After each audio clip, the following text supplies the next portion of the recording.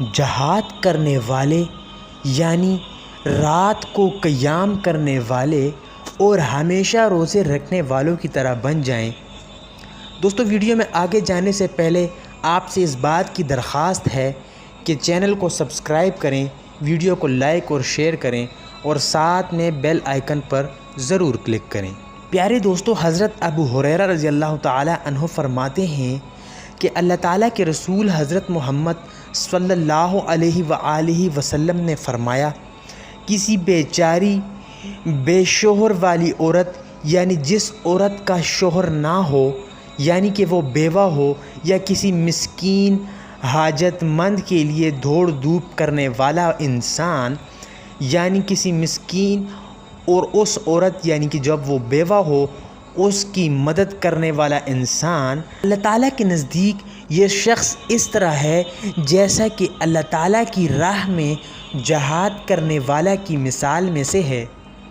دوستو اللہ تعالیٰ کے رسول اس بات کو بھی فرماتے ہیں کہ میرا خیال ہے کہ اس کی مثال اللہ کے نیک بندوں کی طرح ہے جو کہ راتوں کو بیدار ہوتے ہیں اور اللہ پاک کی عبادت کیا کرتے ہیں۔ اس کی مثال روزہ دار بندہ کی طرح بھی ہے جو ہمیشہ روزہ رکھتا ہے اور روزے رکھنے میں کوئی کوتاہی یعنی کوئی سستی نہیں کرتا۔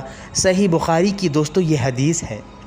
یعنی اس حدیث کا یہ مطلب ہے کہ دوستو مسکین یعنی بیوہ عورت کی مدد کرنے کا کئی گنا زیادہ اجر ہے جو کہ جہاد کرنے والا، روزے رکھنے والا اور اللہ تعالیٰ کی راہ میں رات کو قیام کرنے والے کی طرح ہے، جن کا ثواب اتنا ہے کہ وہ آپ کی سوچ سے کئی گنا زیادہ ہے۔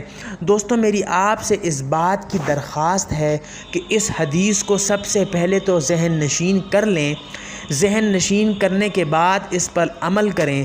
آپ کے نزدیک آپ کے رشتہ دار یا دوستوں میں سے کوئی مسکین یعنی اگر آپ کے جاننے والوں میں سے کوئی اگر بیوہ ہے تو ان کی ہر قسم کی مدد کریں۔